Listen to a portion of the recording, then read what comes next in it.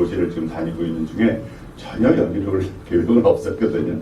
근데 어저께 이제 말씀 전하신 총회장 목사님께서 같이 한번 가면 좋겠다 그래서 네 그럼 가겠습니다. 그럼 제가 왔는데 왜 오는지는 몰랐어요. 왜 오는지는 이게 창립 예배 때는 있지만 내가 왜 거기 가야 되나 이유도 모르고 내 안에는 그 이유가 없지만 하나님께서 뭐 때문에 가시게 하나. 어떨 때는 저를 위해서 발걸음을 인도하실 때도 있고 어떨 때는 또 그곳에 있는 분을 위해서 인도하실 때도 있고 많은 사람을 위할 때도 있고 또 한 생명을 위해서 또 인도할 때도 있거든요. 그래서 나는 모르지만 하나님이 선하신 뜻이 있으시겠지. 내가 한 달 동안 지금 유럽을 다니는 게 선한 일을 도모하기 위해서 가는데 하나님의 인도하심을 기대하며 가자 그러고 왔는데 제가 런던에서 떠나서 파리 들렀다 파리에서 미팅하고 여기를 오기로 됐었는데 비행기가 10시간이 딜레이 되는 바람에 공항에서 10시간 기다리는 바람에 파리 미팅은 못하고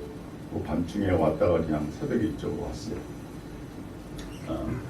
저도 이민자입니다. 92년 전에 6년도에 캐나다에 이민 가서 이민 생활을 하고 있는데 지금 이제 한국에서 사역을 하고 있지만 오래간만에 이렇게 이민교회와 이민교회를 지내면서 이민교회의 애환도 알고 또 한계도 알고 능력도 알고 어저께 창립 예배를 드리는데 저한테 참 좋았던 것 같아요. 오늘 이렇게 말씀을 드리는데 저는 이제 결혼을 하면서부터 믿었습니다. 안 믿고 지내다가 어렸을 때는 이제 주로 절밥을 먹고 자랐죠.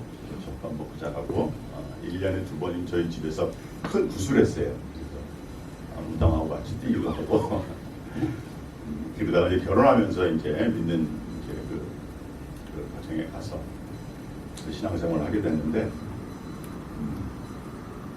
제가 구원의 확신을 얻은 건 얼마 안 된 것 같아요. 한 20년, 25을 했으니까는 한 30년 지난 다음에 어떤 구원의 확신, 나름대로 그전에도 구원의 확신이 있었죠. 근데 그건 제 확신이었던 것 같아요.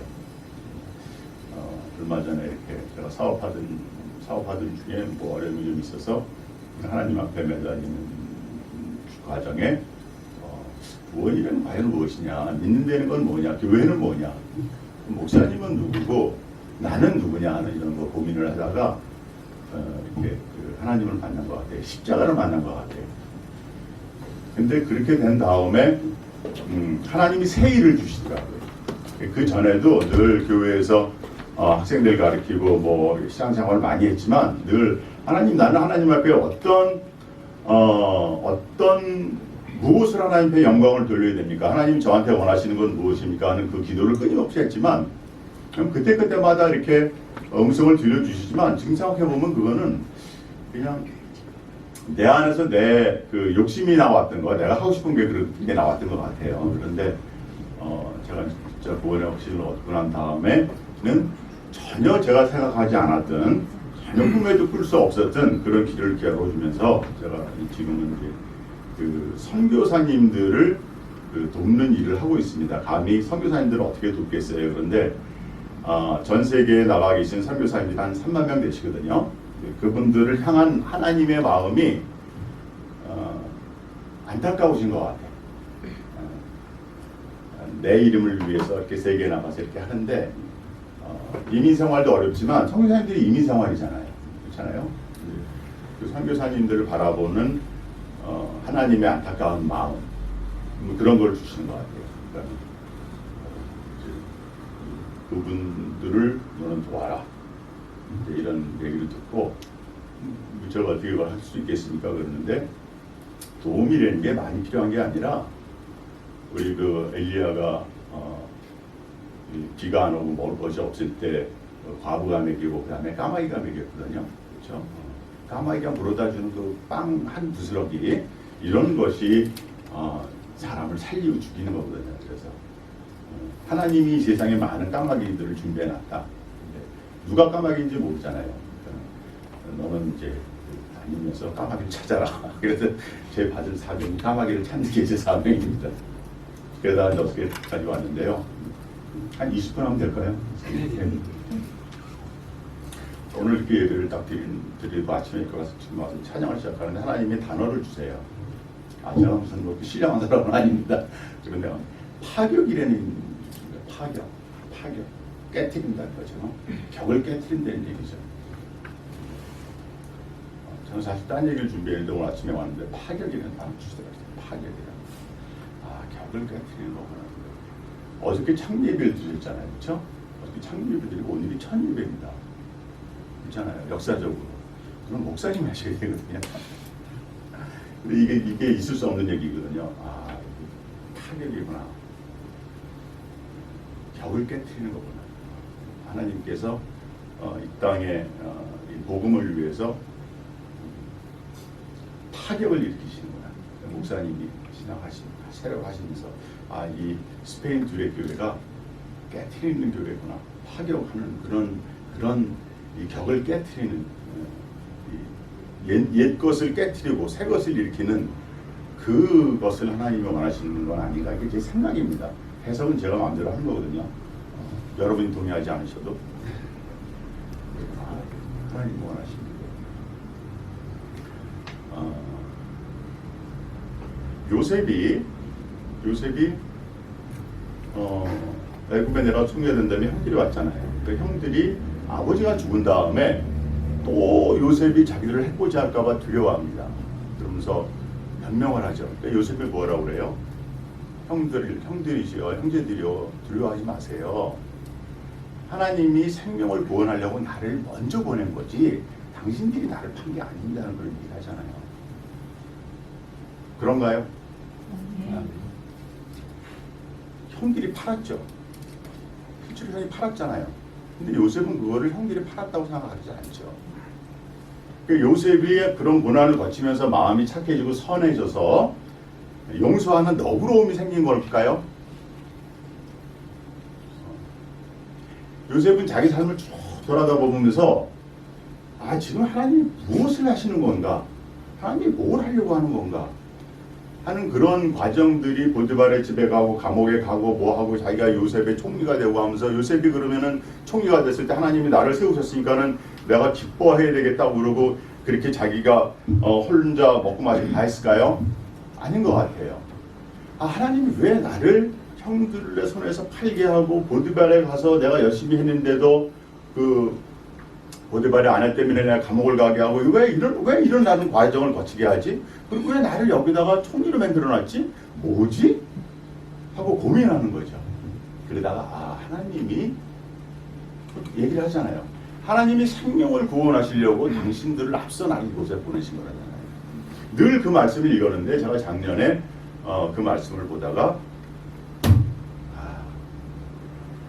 항상 저는 내가 뭘 할까 그랬는데 관점이 바뀌었어요. 하나님이 이 시대에 무엇을 하려고 하는 것인가? 하나님이 이 시대에 무엇을 하려고 하시는 건가? 중국 선교사님들이 다 쫓겨나고 계십니다. 중국에 한 3-4천 명이 계시는데 지금까지 한 1,000명이 나오시고요. 올해 1,000명이 쫓겨나고 내년에 또 1,000명이 다 쫓겨나요. 왜냐하면 2021년도가 중국 공산당 창당 100주년이고 45년도가 중국 건국 100주년입니다. 그래서 이 기간 때문에 중국이 엄청난 일을 준비하고 있어서 1대1로도 나오고 지금 미국하고 이렇게 된 거예요. 그래서 선교사님들 문화혁명 이전처럼 다 쫓겨내고 계세요. 그러면 여시는 이도 하나님이시고 다드시는 이도 하나님이시라고 그러면 지금 이거는 중국의 어떤 자기들 정치적 목적으로 갖는 거라고 우리는 생각할 수 있지만 이 다드시는 이유가 있는 거거든요. 왜 다드시나? 뭐가 지금 어떤 변화가 일어나고 있는가? 세계에 우리가 살고 있는 때에 그런 거를 이제 생각하게 됐죠. 이런 생각 제가 안 해도 되거든요. 할 필요도 없고. 근데 그런 생각을 이렇게 하게 하세요. 그런데 뭔가 지금 큰 변화가 일어나고 있구나. 뭔가 과거의 틀이 깨지고 있구나 이러는 거죠. 예수님이 오시기 전에 세례 요한이 광야에서 소리를 외치는 자가 있었는데 그때도 모든 예배는 예루살렘 성에서 드리는 겁니다. 그렇죠? 거기가 메인이죠. 속죄 제사 드리고 뭐하고 그러는데 광야에 가는 사람들은 잘못된 사람들이에요. 그렇죠? 그 당시에는 머저리티는 성전에 가서 희생 제물을 드려야 되는 거거든요. 근데 세례 요한은 광야에서 외친 소리가 되죠. 거길 가는 사람들은 고민했던 사람들이에요. 고민하지 않은 사람들은 거길 안 갑니다. 다 예루살렘 성전에 가서 양의 목을 베고 이렇게 되죠. 예수님이 오셔서 십자가 못 박혀 돌아가신 거는 왜 그랬죠? 유대인들의 입장에서 보면은 유대 교의 모든 율법을 예수님이 깨고 계시는 거거든요. 파격을 하고 계시는 거거든요.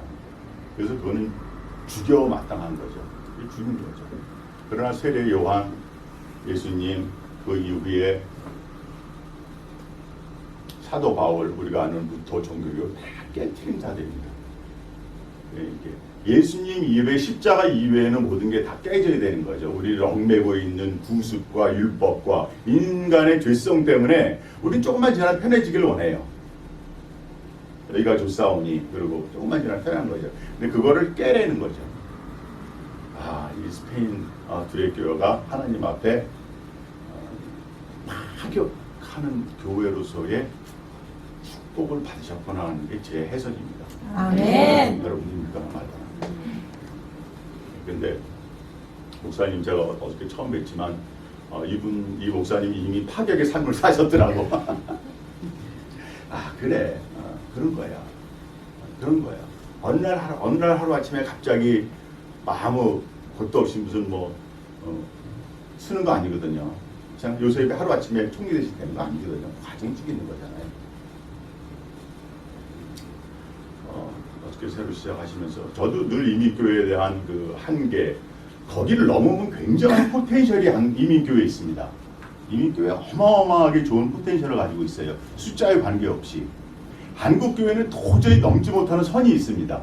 근데 그거를 이미 넘으신 분들이거든요. 이민자들이요. 이게 뭔지 아세요? 굉장히 그 산을 넘으신 분들, 여기 있는 2세들, 1.5세 2세들은요, 한국에서는 평생 100년을 살아도 넘지 못할 선을 넘은 이 청년들이에요. 굉장한 한국에서 살면은 100년을 살아도요, 문화적 갈등이라는 걸 모르고 삽니다. 그렇죠? 근데 여기서 어렸을 때 와가지고 엄마 따라와가지고 아버지 따라와서 겪으면서 부딪히면서 문화 충돌을 일으키면서 그럼 나는 뭐냐? 나는 한국인이냐 미국 놈이냐? 중간 놈이냐? 이 말은 내가 에스파뇰을 하는데 이게 내가 이거 뭐냐? 이 갈등, 이거는 이 문화를 그 영광로에 들어가 보지 못하면은 절대 얻을 수 없는 보물이거든요. 대단한 겁니다. 대단한 거예요. 여러분 한 분 한 분은 진짜 빛나는 보석이에요. 아멘. 문제는 깍지라는데.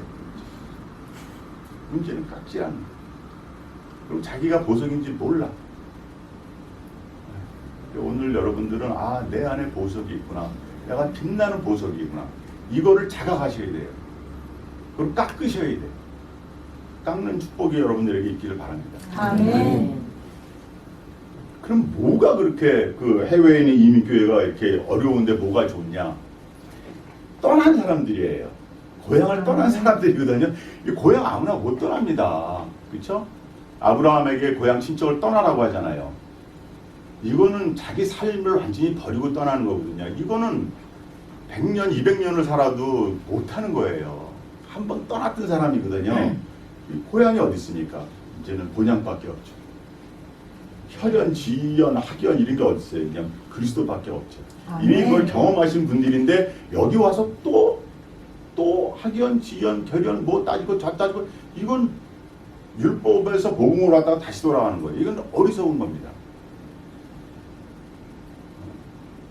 이게 전혀 한국에서 갖고 있지 못하는 보석이에요. 근데 이 보석을 지금 조국에서 필요로 해요. 그 일을 위해서 우리가 하나가 돼야 됩니다. 10분 남았으니까 제가 빨리 이제 말씀을 그만하고 다음으로 넘어가겠어요. 이걸 좀 띄워주시겠어요? 제가 이제 하나님 앞에 선교사님들을 도와라 그러는 일을 받았는데 그러면 어떻게 내가 선교사님을 돕겠습니까? 하나님이 이제 여러 가지를 가르쳐서 이 일을 하고 있습니다. 제가 이게 원래 제가 다음 주 월요일부터 목요일까지 다름슈타 독일에서 포럼이 있는데 거기서 이제 목사님들한테 한 시간 동안 하는 발표 내용인데 오늘 제가 10분 만에 마치겠습니다. 넘겨주세요. 한국 선교의 문제점이 뭐냐 하는 거예요. 스왑이라는 분석을 통해서. 그래서 한국 선교가 우리가 부르심을 받은 것은 선할 일을 위하여 부르심을 받은 거고, 선하는 거는 복음을 전하는 겁니다. 복음을 전하는 거는 선교사나 교회나 동일한 목적이, 성경 안에 목회가 어디 따로 있고 선교가 따로 있으니까 같은 거지. 인간이 나눈 거죠. 그래서 선교를 계속 해나가야 돼. 한국 교회는 선교를 해나가야 되는데, 그러면 어떻게 되느냐? 첫째는 선교사님들을 잘 서포트해서 살아 있어야지, 생존이 돼야지 가서 뭐 할 거 아닙니까? 그래서 선교사님들 일단 살려놓자. 그 다음에 중구난방으로 얘기하지 말고 우리가 좋은 플랜을 세워서 각 나라마다 다 특색이 있으니까 나라마다 맞는 선교 전략을 세우자. 그리고 그 전략에 의해서 국내외 한인교회가 함께 모여서 선교를 하자는 이런 게 비전입니다. 다음. 이 일을 위해서 선교사 지원하는 거는 7가지 세븐 케어를 합니다. 선교사님들의 건강관리, 그 다음에 선교사 자녀 케어하고, 그 다음에 은퇴할 때 어떻게 할 거냐, 재정은 어떻게 할 거냐, 그 다음에 선교사님들이 재교육이 필요합니다. 여러분들도 마찬가지입니다. 왜냐하면은 30년 전, 20년 전에 한국을 떠나신 분들은 그때에 이렇게 머물러 있습니다. 세고가. 그럼 선교사님들이 80년대에 떠나신 분들에서 아프리카 오지에 들어가 있으면요, 그 수준에 머물러 계세요. 근데 세상은 많이 변했어요. 30년 동안 어마어마하게 변했습니다. 근데 그걸 캐치를 못 하세요. 그래서 이분들이 이 시대에 맞게끔, 광야 시대가 아니라 가나안 시대 때 다음 세대와 함께 가나안에 들어가서 정복해서 이길 수 있는 그 패러다임으로 바뀌어야 되는데 그게 쉽지 않습니다. 그 일을 하고, 그 다음에 선교사님들 안심명이나 이런 일들을 저희가 7가지 분야를 하고 있고요. 그 다음에 국가별 마스터 플랜 세우는 거는, 그럼 세계가 어떻게 상황이 돌아가고 있는가, 그래서 세계 선교 상황실과 연구소를 만들어서 일을 하고 있습니다. 그래서 하나하나 하고 있는 거예요. 선교사님 건강을 위해서는 저희가 선교사님들한테 복지 카드를, 주민등록증은 발급해 드립니다. 일부는 선교사라는 걸 저희가 개런티하는 거예요. 네가 뭔데 개런티하냐? 제가 개런티할 수 있어요.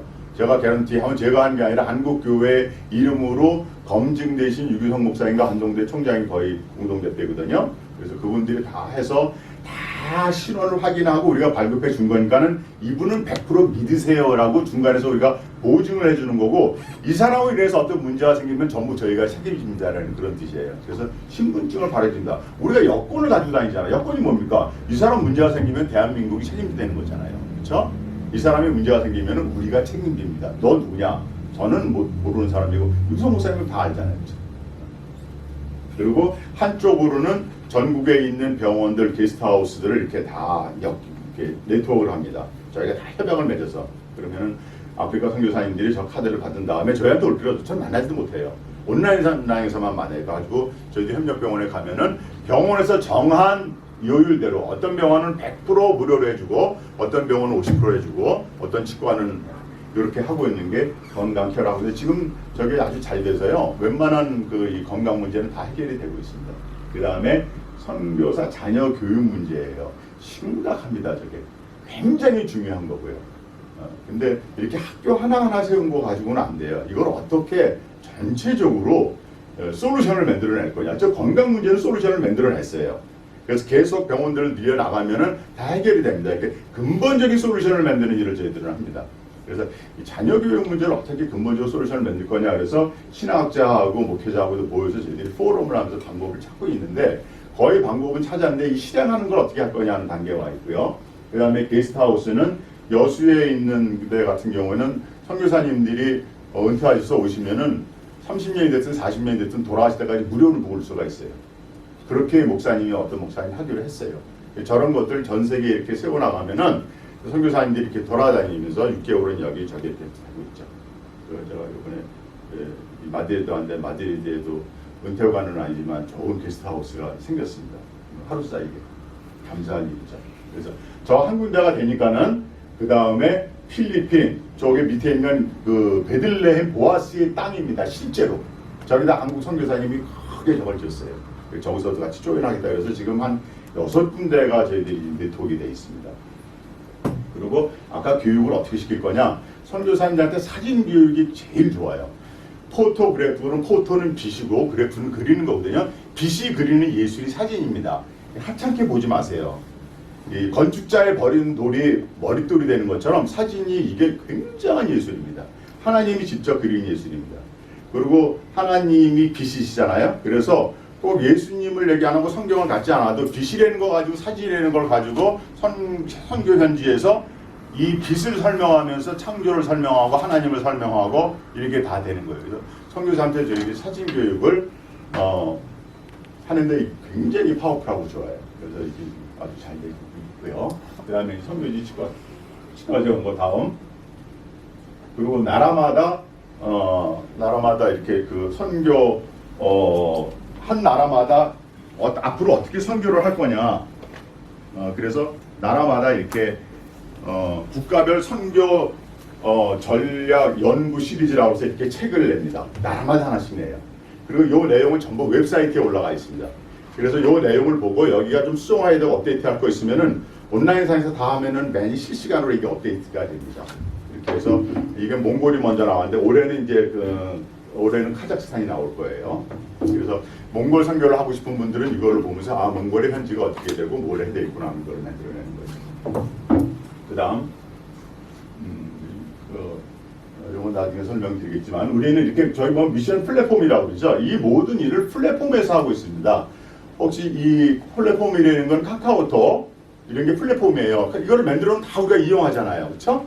이 플랫폼. 지금은 4차 혁명 시대 플랫폼의 시대입니다. 저걸 활용하면은 옛날에 수십억 들여도 못했던 일을 지금 그냥 몇만 원이면 할 수 있는 세대예요. 그래서 저희가 지금 돌리는 플랫폼이 5개의 플랫폼을 돌립니다. 현재 일을 하고 있습니다. 다음.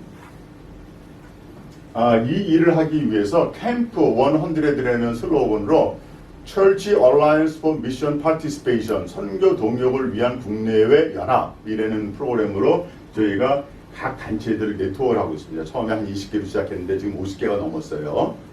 그래서 이번에 You should be here. 이 스웨덴, 스페인 두레 교회도 여기 우리 멤버가 되셔야 돼요. 할렐루야. 넥스트. 10만 더 목사님. 그러면 앞으로 21세기 선교는 어떻게 갈 거냐. 이게 메인이거든요. 그래서 이제 다음 주에 이제 선교사님들하고 하는데 쭉 이렇게 지내왔습니다. 요거 넘어가기 전에 잊어버린 게 있어요. 오늘 말씀하고 딴 얘기 하다가 넘어왔는데 오늘 말씀에 선지자에게는 선지자의 상이 있고 의인에게는 의인의 상이 있다고 그랬잖아요. 근대 선교를 열은 분이 윌리엄 캐리라고 하는 선교사입니다. 이제 선교사님한테 교육드리고 선교사님 어떻게 그렇게 선교지에 가서 선교를 잘하세요? 그랬더니 윌리엄 캐리가 하는 소리가 선교라고 하는 것은 큰 이 동굴 깊은 곳에 두레를 타고 내려가는 겁니다. 선교사는. 근데 위에는 성도들이 그 끈을 잡고 있는 겁니다. 그래서 선교를 이렇게 두 개로 표현하는 거예요. 그래서 내려가는 자나 위에서 끈을 잡고 있는 자나 똑같은 상급을 받는 거예요. 상이 똑같은 겁니다. 내려가는 자의 상이 있는 거고 보내는 자의 상이 있는 거고 줄 잡는 자의 상이 있는 거고 오늘 말씀이 냉수 한 잔이라도 대접하면 그 상을 결단코 잊지 않는다고 그랬잖아요. 그렇죠? 여러분들은 저에게 냉수 한 잔을 대접한 거니까는 더 큰 것도 있지만 예를 들면은 이 상이 지금 여러분들한테 있는 겁니다. 이건 우리가 할 수 있잖아요. 당연. 크게 생각하지 마시고 그래서 우리가 냉수 한 잔이라도 나누자 이런 얘기입니다. 그동안 선교의 물결이 이렇게 흘러가고 제4의 선교 물결이 21세기에 오는데 이게 뭐냐라는 거죠. 제4의 선교 물결이 뭐냐라는 게 앞으로 다가올 세계입니다. 이걸 미리 알아야 돼요. 다음. 우리가 많이 얘기하는 4차 산업혁명이라는 게 있죠. 오늘 핵심을 여러분들이 배우는 겁니다. 4차 산업의 혁명의 핵심은 뭐냐면은 지금 4차 산업의 현상을 나타내는 거예요. 플랫폼의 눈으로 세상을 봐라. 산업혁명이 있다. 플랫폼을 전쟁한다. 이 움직이고 있는 거죠. 그러면서 막 블록체인, 비트코인의 소리 들어봤어요? 전문가의 미래가 어떻게 될 거냐 하는 거죠. 이때 이 사회적으로 일어나는 현상입니다. 그러면은 선교사와 목사님은 전문가예요. 그렇죠? 이 전문가의 미래의 책에서는 선교사님이나 목사님 얘기는 안 나옵니다. 그러나 이 직업이 어떻게 되냐면 이 직업이 소멸됩니다. 지금 4차 혁명 시대에 제일 빨리 없어지는 직업이 뭔지 아세요? 변호사, 의사. 이게 아세요? 수많은 의료 데이터, 법률 데이터를 전부 컴퓨터에 집어넣어서 AI 인공지능으로 돌리고 그러면은 나는 지금 어떤 상황이다 그러면 판결이 딱 나는 거예요. 변호사가 지금 필요 없어요. 전자소송입니다, 전부. 의사도 지금 많은 세계적인 병원에서 모든 사람들의 환자의 데이터를 집어넣고 이랬을 때 어떻게 한다고 딱 집어넣잖아요. 그럼 새로운 환자가 왔을 때 쫙 이렇게 하면은 그 사람의 처방이 딱 나오는 거예요. 그렇죠? 그렇다고 치고. 그래서 이게 매일 잘 안 보시지만 소셜 레볼루션, 사회혁명이 일어나면은 컨셔스 레볼루션, 의식혁명이 일어나고 그 다음에 밸류 레볼루션, 가치혁명이 일어나는 겁니다. 그래서 지금 세대에는 어떤 가치냐면요. 밑에 보시면은 오픈 소사이티예요. 투명한 세계입니다. 두 번째 게 뭐죠? 쉐어링 이코노미, 공유 경제죠. 그 다음에 뭐죠? 디센트럴라이제이션. 우리들은 뭐에 익숙하냐면 중앙 집권에 익숙한데 블록체인이라는 거는 디센트럴라이제이션이에요. 이거는 뭐 그냥 블록체인이 그랬대 이 사회 현상입니다. 앞으로는 전부 이렇게 가는 거예요. 이 컨셉으로. 그렇게 가면서 자 나는 4시간 일한다. 저는 1시간 하루에 4시간을 일하는 줄 알았어요. 이게 일주일에 4시간 일하는 거예요. 요즘 젊은 사람들의 사고방식입니다. 난 일주일에 4시간만 일하자. 그럼 남은 시간 뭐 하느냐? 하나 그 주신 자유를 가지고 새로운 시대 정신을 찾아서 진짜 의미 있는 일에 내가 일을 쓰겠다는 거예요. 젊은 사람들이 생각하는 거냐. 옛날 공장 시대 때처럼 9 to 5 아침에 9시 출근해서 다시 퇴근해서 이렇게 산다. 이런 세상이 아닙니다. 지금요. 지금 젊은이들이 가지고 있는 세상은요. 네. 여기에 맞는 거로 우리가 이렇게 틀바꿈을 하지 않으면은 그냥 공룡처럼 사라지는 거죠. 이게 세상입니다. 이 세상에 맞게 내가 어떻게 우리 교회, 우리 선교를 잡아갖고 나갈 거냐. 그거 못 쫓아가면 중간에 있는 것처럼 가나안 성도들은 소리 들어보셨어요? 가나안 성도 들어보셨어요? 못 들어보셨네. 가나안 안 나가. 교회를 안 나가는 성도가 200만이라는 거예요. 한국에요. 이거는 굉장한 한국에 지금 굉장한 이슈입니다. 이미 벌써 15년 전부터 이런 상황이 나타나는데 여기에 대해서 모르시는 거야 지금. 200만이에요. 적은 숫자가 아니에요. 왜 이렇게 되냐는 거예요. 세상이 이렇게 변해가고 그러는데 교회가 여기를 못 쫓아가는 거야. 그러니까 젊은 애들이 못 견디는 거예요. 그래서 타격이 있어야 되는 거예요. 벽을 깨고. 젊은 애들이 다 못 견디고 나가요. 다음. 자, 이렇게 해서 그냥 넘어가겠습니다. 쭉 넘어 하나 더. 자, 그러면 앞으로 어떻게 될 거냐? 이게 이제 계속 뭐가 바뀝니다. 근데 선교사 중심의 선교에서 교회 중심의 선교로 바뀌는 트랜지션 기간입니다. 우리가 두뇌가 가지고 있는 능력의 5%만 써도 우리가 천재라고 그러잖아요. 똑같이 선교 능력의 100은 교회에 있는 거예요. 선교사님은 사실 우리가 지금 선교는 5%밖에 못 쓰고 있는 거죠. 어떻게 성도님들의 이 포텐셜을 끌어낼 거냐 하는 게 이제 문제거든요. 이 세대가 이렇게 바뀌는 겁니다. 다 이렇게 바뀌어요. 이렇게 바뀌는 교회는 살아남는 거고 그렇지 않으면 그냥 맨날 지지고 먹고 싸우다가 끝나는 거죠. 이거 굉장히 중요한 내용인데 이게 제목만 얘기가 너무 앞에요. 이 4차 혁명 시대가 4차 산업혁명 시대가 왜 이게 큰 사회 문제가 되냐 하면은 지금 사회는 수축사회라는 거예요. 수축사회가 뭐냐 하면은 산업혁명 시대 이후로 한 400년 동안을 굉장히 파이가 커지는 삶이 있었습니다. 노동력이 커지고 뭐가 커지고 팽창사회예요. 이 팽창사회에서는 서로 싸우다가 지더라도 부스러기라도 먹을 수가 있어요. 이 팽창사회에서는 많이 못 먹어서 그렇지 저도 괜찮아. 나 배. 나 연노로 만족해. 요게 되는데 지금은 서브프라임 모게이지 이후로 이게 줄어들고 있는 사회예요. 수축사회예요. 그래서 이기는 사람도 손해를 보는 세대예요. 전쟁을 하면은 뭐죠? 영광뿐이 상처 뭐 이런 거잖아요. 그렇죠? 전쟁하면 이긴 사람도 손해를 볼 수 있잖아요. 사회가 이미 수축사회가 됐기 때문에 이 사회에서는 이겨도 손해를 보는 거기 때문에 지면은 멸망이에요. 그래서 이 수축사회에 이미 들어왔거든요. 21세기에. 이 수축사회하고 4차 산업혁명 시대가 만나면 나타나는 특징이 뭐냐면은 빈익빈 부익부. 양극화가 더 심해집니다. 양극화가 더 심해져요. 그러면 그거를 잡을 수 있는 방법이 뭐냐? 그걸 늦출 수 있는 방법이 뭐냐?